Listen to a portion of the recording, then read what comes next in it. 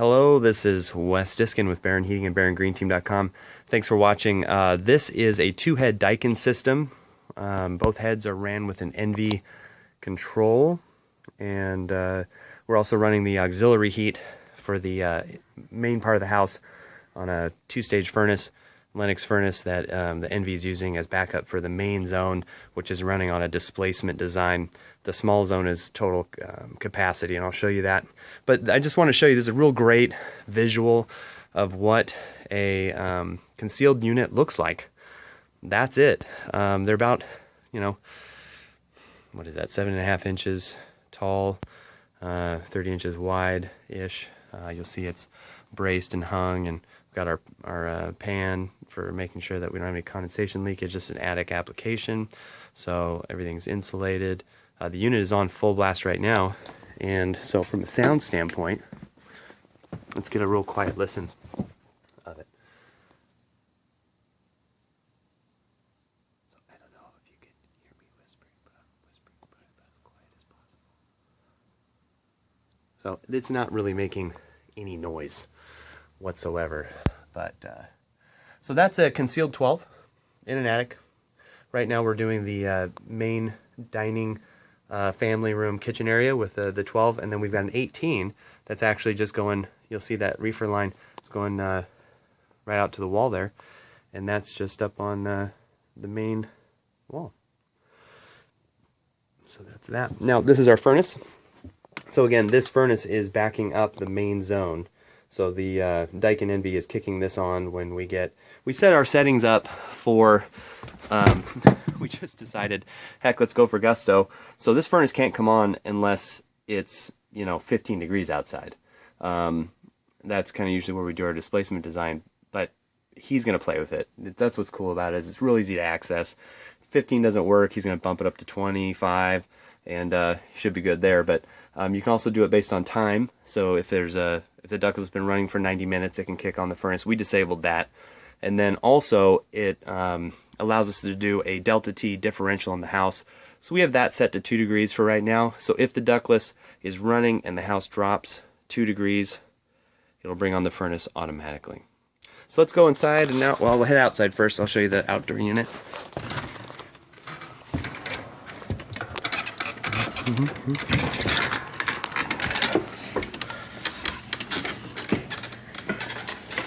Just so you have an idea of what this stuff looks like.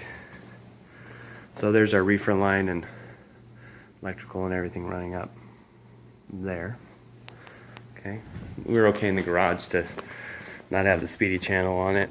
It's kind of expensive, so. And then here we go. So here's how loud it is. I got an 18,000 BTU wall hung, and I've got a 12,000 BTU concealed running at full blast right now.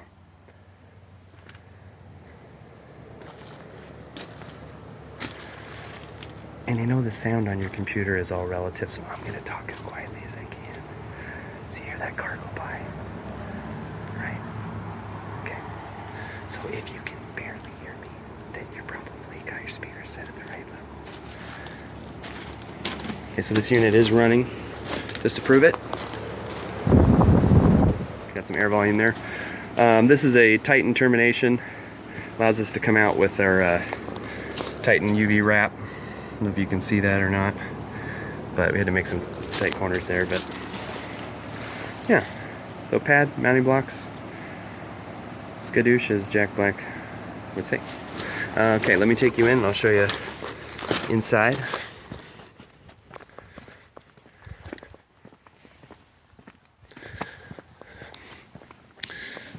So remember, there was the dining area, which was, our full coverage, and that's just this little area here. So when I come back, this house is split into kind of 2/3 and a third. So there was this part of the house that we wanted to have. Here's our registers, our ceiling registers. We're actually using this old return here for our system there, and so being able to just dump our cooling and heating into this space, we're using the Envi here. Okay, and then this is just a return we added for actually the main house. So, so yeah, real simple, real clean. This is our 4-way diffuser. Love these grills, they work so well. Again, you know, noise-wise. The concealed units are so quiet and they work so well. There's so much, they're so capable. So this unit's on right now, that airflow. Now listen to the volume. So this is important. Large units do make some noise when they're on high speed. So here you go.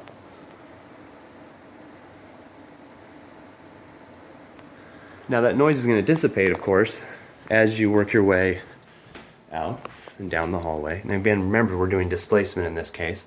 So we had a hallway back here that had the master bedroom. We decided not to put a third head back here because they like it cold. They've been using a stove forever. But this main vaulted space is going to bleed this way. It's not perfect, but it's what we could do. And again, remember, displacement. So one thing to kind of get a feel for is the size of that head.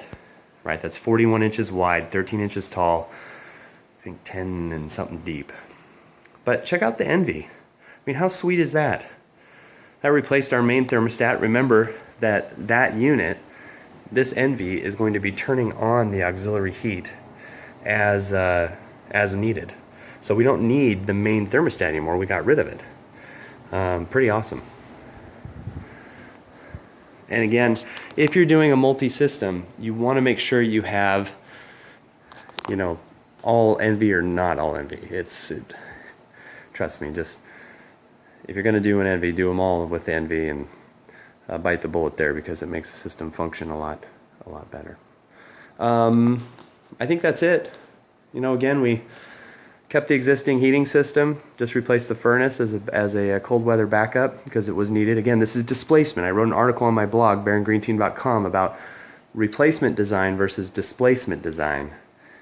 And it's real important that there's a big distinction between those two, and a real big distinction of how you set your expectations as well, and the things you should expect out of the system. All right, well, thanks for watching.